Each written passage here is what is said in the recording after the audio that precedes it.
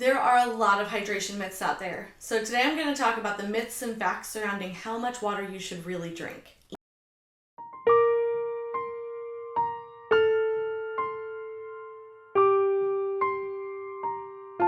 Did you know about 60% of the body is actually water? I learned that in about 5th grade. But then by the time I hit college, there was a whole bunch more about hydration that I was continually told.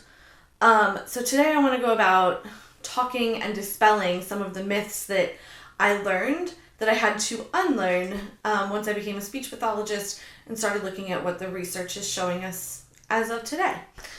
To be fair, the research was probably a little bit different back in the day when I was going to undergrad and doing my first master's degree. Now we know that there's a lot more information and research about hydration and how the body actually functions when it comes to water intake. So the first myth I want to talk about is actually how much water you should drink in a day.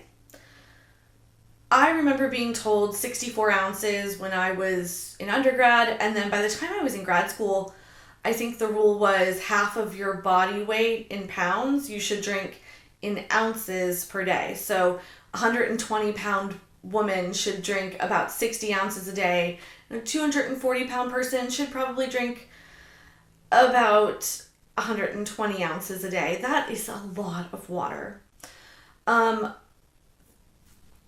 The idea that you should drink 64 ounces of water, there's no scientific basis for that amount. It sounds great in theory, but there's really no amount because it's different for every person, which I think is why research is starting to show that we can't really dictate a specific amount of water that's appropriate for this. In terms of water intake, we really just know now that your body's really good at metering the amount of water or hydration that it needs. It does that by decreasing or increasing the amount of water that's excreted when we urinate. So if your urine is pale to clear, you're probably pretty hydrated, and if it's really dark, then you probably should drink more water.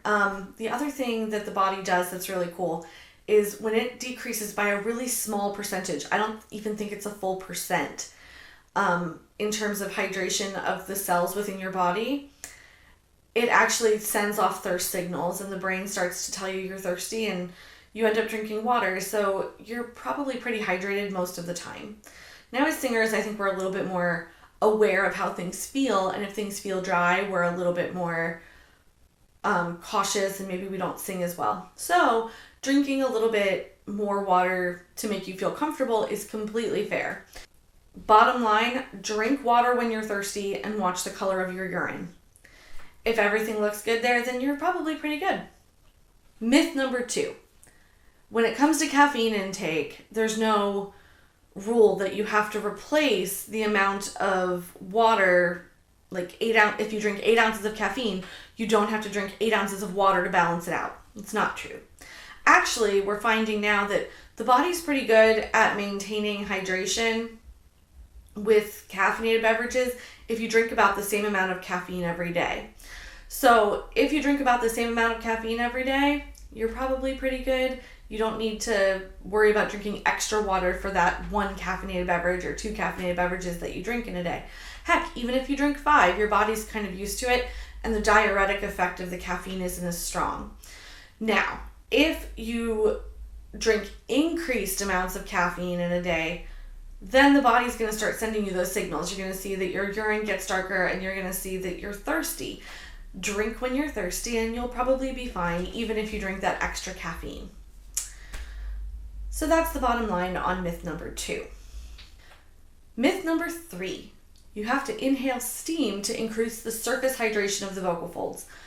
There's really no research to prove that that's true.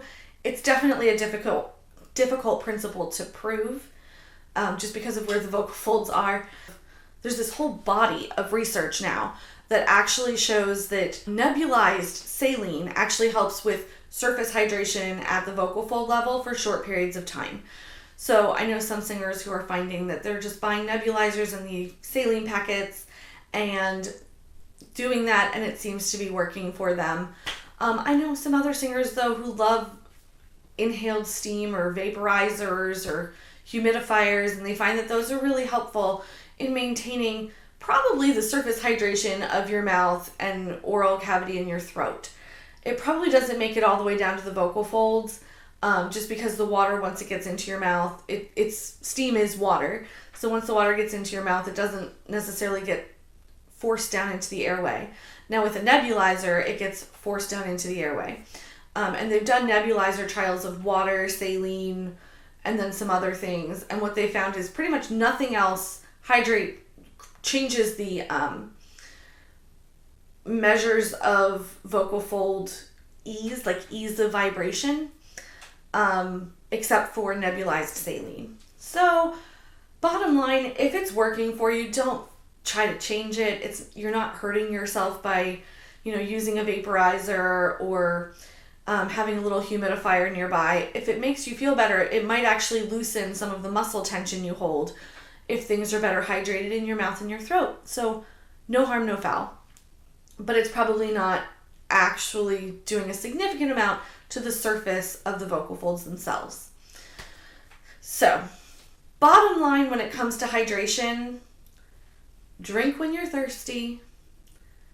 As Scott McCoy at Westminster Choir College, when I was there, used to say, sing wet, pee pale. So make sure your urine is clear to pale.